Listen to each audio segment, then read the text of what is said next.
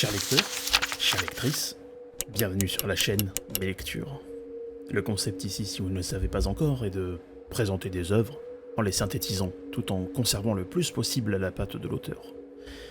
La vidéo que vous allez entendre traite du sujet de la guerre de l'énergie de Fabien Bouglet.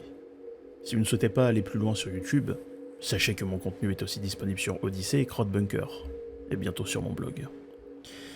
Peu importe l'heure à laquelle vous m'écouterez, j'espère que mon contenu vous donnera de la connaissance et surtout une furieuse envie de lire. Bonne écoute. La guerre de l'énergie. Introduction. L'auteur nous parle ici de la guerre de l'énergie ayant commencé le 26 septembre 2022 avec le sabotage du gazoduc Nord Stream. C'est une guerre globale, contemporaine selon ses mots. Au cœur d'un conflit géopolitique et militaire, ce conflit n'a rien d'inédit dans notre histoire commune. Dans la définition de ce même conflit, l'auteur nous parle de guerre hybride mêlant à la fois guerre ouverte et guerre souterraine. Puis une rétrospective de la calorie nous est proposée sur la base d'aliments chauffés permettant de développer notre intelligence. Là, j'ai mis un petit lol parce que je suis pas sûr qu'on soit plus intelligent qu'avant. Mais c'est pas grave. Passons. Le parallèle est alors établi, des tribus d'hier aux nations qui se battent pour le feu, comme aujourd'hui. Mais l'histoire de l'énergie à très grande échelle est récente, 19e siècle, dit l'auteur. Le retracement plus ancien, qui était un néologisme, pour l'énergie était en grande majorité l'utilisation des bêtes au champ, ou l'utilisation des outils et des armes nécessitant du charbon pour les modeler par le feu. Le succès du premier puits de forage aux États-Unis provient d'Edwin Drake en 1859. Avant, bien d'avant. Petite note, à l'ère mésopotamienne, cela était connu comme étant de l'eau grasse, usitée, utilisée si vous voulez, comme patchwork pour les bateaux, ou encore comme produit pharmaceutique. Le tout premier puits au monde industriel à être actif, mais l'auteur nous dit avant que c'est celui des États-Unis, sans être vraiment celui-ci, mais là j'avoue que j'étais un petit peu perdu quand je l'ai lu, mais bon, se situa en France, plus précisément en Alsace, à Pechelborn. Je sais pas si ma prononciation est bonne, mais Pechelborn. Mais ce serait l'Amérique qui en aurait produit par extraction en premier. Sûrement ExxonMobil de tête, je crois, mais c'est à vérifier. Dans la continuité logique de l'évolution énergétique du monde, le phénomène physique de l'électricité a été découvert par Thalès, un savant grec de l'Antiquité. Alors Thomas Edison, des siècles plus tard, mit en avant celle-ci en concurrence avec Nikola Tesla, qui lui, par contre, avait trouvé le moyen d'envoyer de l'électricité, apparemment sans câble. C'est pas apparemment, c'est sûr, sans câble. Thomas Edison créera en 1878 avec le banquier J.P. Morgan la société de production électrique qui deviendra General Electric. Dès lors, du 19e au 20e siècle, la société s'est fortement transformée grâce à l'exploitation des énergies fossiles, ce qui engendrera un fort changement de vie. Les années 70 virent alors la crise énergétique arriver, et avec elle le choc pétrolier qui fit prendre conscience aux grandes économies de ce monde la raréfaction de ces énergies, ce qui les conduit à se diriger vers le nucléaire. L'énergie nucléaire est, nous dit l'auteur, fissile à l'inverse de fossile, car selon lui se brisant sur elle-même en libérant des plus petits atomes rayonnants d'énergie. En France, c'est Pierre Mesmer qui en 1974 conduira en premier lieu à l'élaboration de 13 réacteurs nucléaires qui conduira in fine à en établir 58. Ce qui concurrencera directement l'industrie du charbon et du pétrole électrique. L'auteur nous retrace alors la Seconde Guerre mondiale, avec le livre « Vers l'armée de métier », prémonitoire si j'ose dire, de Gaulle, analogique à celui de Heinz Guderian sur la guerre éclair, ou le Blitzkrieg. Petit retour en arrière sur la Première Guerre mondiale, avec le pétrole nécessaire à faire fonctionner les machines, où après l'armistice, le sénateur Henri Béranger déclara à Londres que le pétrole aurait été le sang des Français morts à la guerre. Et comme toujours dans les guerres, celles-ci sont faites par des hommes qui ne se connaissent pas au profit d'hommes qui se côtoient. Petit rajout de mon cru. Pierre Bouglet nous raconte alors la Seconde Guerre mondiale sur le plan énergétique, de façon succincte. Lors de l'opération Edelweiss, Adolf Hitler partit pour l'URSS en quête de champs pétroliers dans l'objectif de prendre Bakou. Il dira alors à son général, je cite, que cette prise de pétrole est vitale. Fin de citation. Mais les Alliés le repoussèrent assez pour l'affaiblir. Plus tard, en 1971, l'Amérique atteint son pic de production de pétrole, ce qui donnera du poids aux pays arabes à l'origine de l'OPEP. En 73, l'Égypte et la Syrie lancent une attaque contre Israël, soutenue immédiatement par les US, qui leur permirent de gagner la guerre du Kippour en une quinzaine de jours à peu près. À cette réponse, l'OPEP passera le baril de 1,21$ à 35,52$, ce qui fragilisera l'économie des pays occidentaux, donnant pour la première fois, nous dit l'auteur, une arme, celle de l'énergie. La date du 25 avril 1986 verra la catastrophe de Tchernobyl se produire. Dans cette inquiétude, une nouvelle forme de production d'électricité apparaît, celle des énergies intermittentes promues par les écologistes. Fait intéressant, lors de la ratification du protocole de Kyoto en 1997 sur la réduction des gaz à effet de serre, seules l'Amérique et la Chine ne signent pas le décret. Encore une fois, si eux polluent énormément, on voit bien la mainmise d'une idéologie pour garder un monopole. De là, la production des énergies intermittentes bondira de 24 en 2001 à 837 gigawatts en 2021, passant par des propagandes comme le film d'Al Gore. Une vérité qui dérange, je cite. Au XXIe siècle, bien que les énergies fossiles représentent 80% du mix énergétique, le reste est dominé par la Chine et l'Allemagne avec les énergies intermittentes. Donc on le rappelle, les énergies intermittentes, c'est par exemple les éoliennes. À l'instar du pétrole et le sang de nos soldats, de la citation de plus haut, l'énergie, nous dit l'auteur, est devenue le sang de nos pays. Très joli parallèle. La passation de contrôle est désormais faite non plus uniquement par l'argent, mais aussi par les moyens de production énergétique. Si vous en avez le contrôle, rien ne vous détrône. Chapitre 1er. La dépendance énergétique des pays européens. Dans la scène globale internationale, l'énergie est une denrée aussi importante que l'argent, nous dit le magnat du pétrole Robert O. Anderson. Leur maîtrise des énergies fossiles ou des modes de production d'énergie permet à celui qui en est le maître d'avoir un contrôle sur le parc énergétique des pays acheteurs. En France, en 2022, nous narre l'auteur, la période de décembre aurait pu être catastrophique en raison d'une faible disponibilité des réacteurs nucléaires. Peut-être la nécessité de les entretenir. À moins de revenir à une période plus archaïque, comme plutôt le faisaient naguère nos descendants, en vivant plus proche du réel, c'est, nous dit Pierre Bouglet, le sang du corps social.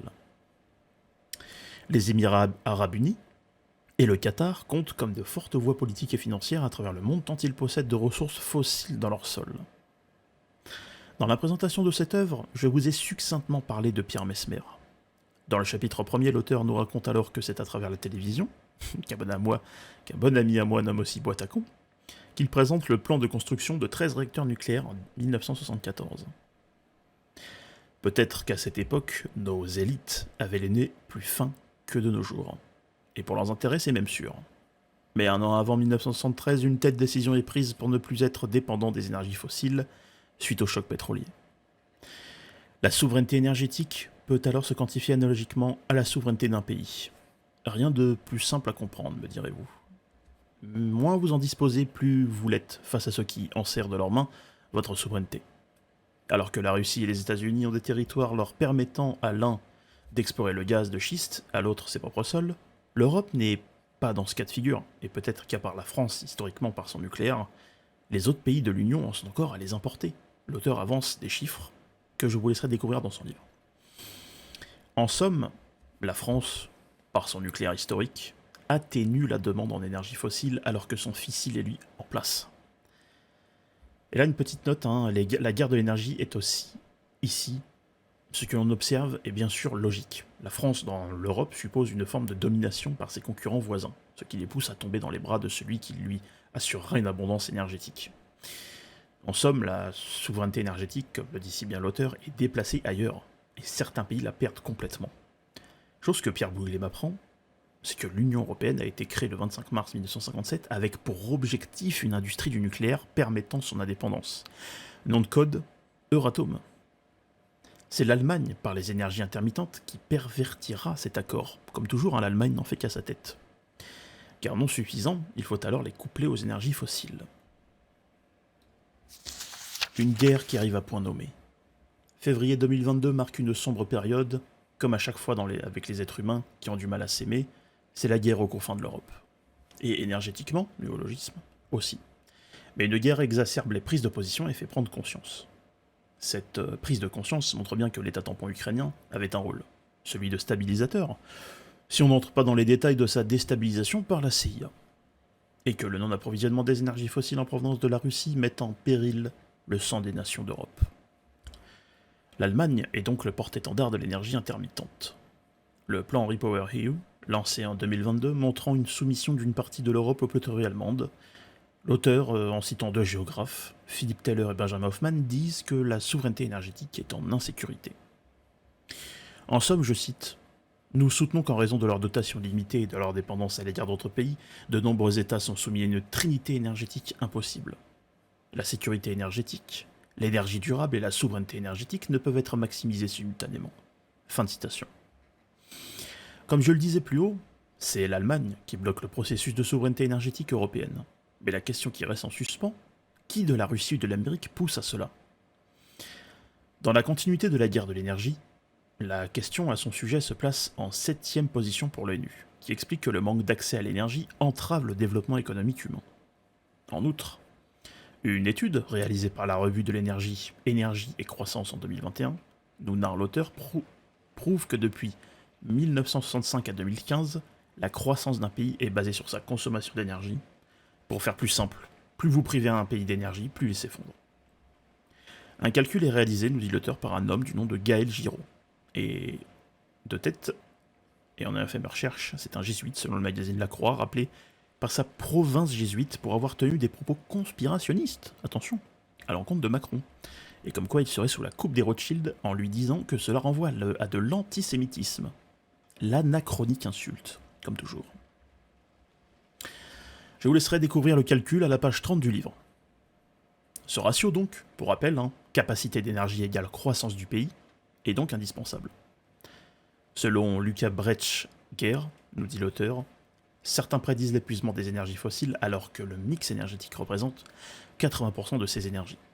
Le gaz étant une ressource d'avenir, ce qui explique pourquoi Nord Stream fut détruite, on le rappelle d'ailleurs, les deux gros sont les US et la Russie. En outre, des pays sortent du lot dans cette guerre énergétique. La France, la Chine ou encore le Royaume-Uni. L'auteur, et je suis complètement en accord avec lui, nous narre que JMJ, Jean-Marc Jancovici, considère la décroissance comme inéluctable en raison de la raréfaction de l'énergie en plaidant une sobriété énergétique. Pas plus de 3 ou 4 vols en avion dans une vie, c'est lui qui l'a dit. Et la petite note, en somme c'est une écologie punitive, au-delà de prendre l'avion, puisque ces dérives peuvent être établies à tous les pans de la société. Alors qu'on sait, par Christian Girondeau, qui a fait un livre, plusieurs même, que les pourfendeurs du décarbonage pointeront avec moins de vigueur des pays comme l'Inde ou la Chine, voire même l'Amérique, quand il s'agit de pollution. En somme, nous dit Pierre Bouglet, si on se fie au calcul de capacité d'énergie égale croissance du pays, l'inverse pour les écologistes est aussi vrai, car n'ayant que foi en l'énergie intermittente, ils ne voient pas les alternatives aux évolutions du nucléaire et des énergies fossiles. Bon, c'est tellement éclairant comme livre qu'écouter parler un écologiste aujourd'hui, ça vous donnerait même la nausée sur certains sujets. Pas sur tous, évidemment. L'auteur, et ça c'est lui qui le dit, il ne croit pas en l'humain et en sa capacité d'innovation. Et je pense que cela est extrêmement bien résumé. Donc, merci. Je vous interromps quelques secondes en plein milieu de votre vidéo car j'aimerais attirer votre attention sur le fait que plus de la moitié des personnes sur la chaîne ne sont pas abonnées. Alors si vous en faites partie, pensez à me donner de votre soutien si mon travail vous plaît. Bonne écoute.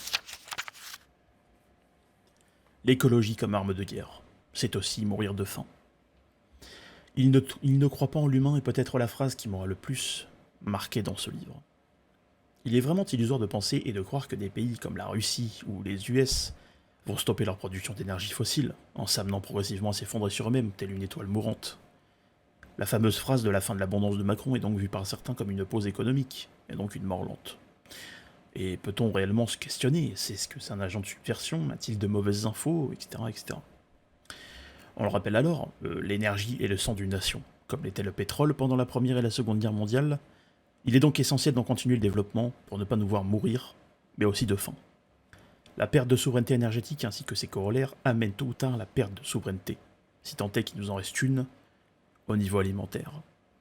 La nourriture en quantité suffisante, nous dit l'auteur, est arrivée par l'évolution de nos moyens de production énergétique. Ce qui est vrai, mais surtout par l'apport aussi de chimie qui, je rappelle, nous détruit à petit feu de l'intérieur.